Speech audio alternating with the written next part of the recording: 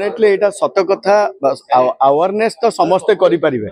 एटा हला जन्मगत अधिकार जगन्नाथ महाप्रभु ये जगतपति ये एंको अवेयरनेस समस्ते करि परिबे किंतु गोटे जो कुआ जाय लैक ऑफ कम्युनिकेशन तो जो माने भी करूचंती से एई भली भाबरे न करंतु जो थरे कि आम शास्त्रीय धर्म भावना उपरे कुठारघात हो सेति पई एटा हमें संपूर्ण प्रायोरिटी दबा दरकार।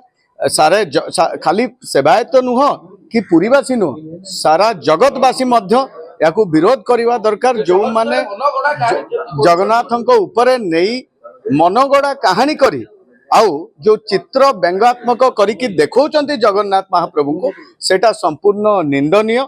एटा करिवा कथा नुह काहेकि एटा शास्त्र विरुद्धर कथा। नियम आउ धर्मशास्त्र विरुद्धरे जदि आमे कोनोसी कार्य करिबा ताले आमे उचित दंड से महाप्रभु पाखरु पाइबा।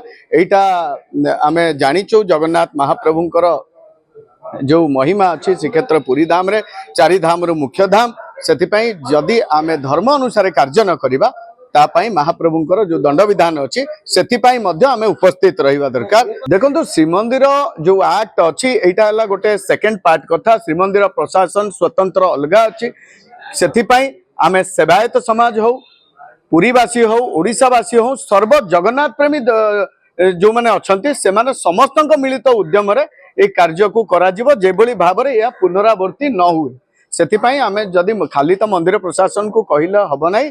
सेतिपई आम भारत वर्ष रे थिबा समस्त युववर्ग जो माने आज सोशल मीडिया द्वारा इन्फ्लुएंस अछंती समस्त मिलित उद्यम रे जदि ये कार्य करा जाए ताले आगामी दिन प्रत्येक वर्गर लोक मानकर गोटे कर्तव्य रही जगन्नाथ महाप्रभु प्रति। आमे सबु जगन्नाथ परिवार सदस्य सेतिपई आम समस्तंकर कर्तव्य रही आमे जे कोनोसी उपाय रे जोठी मध्य जदि कोनोसी एबोली विभ्राटकारी कार्य आमे देखो तुरंत आमे यार पदक्षेप नबा दरकार और समस्त मिलित उद्यम रे आगामी दिन रे केमती एगुडा न हबो सेतिपई हमर प्रचेष्टा रहिबा दरकार।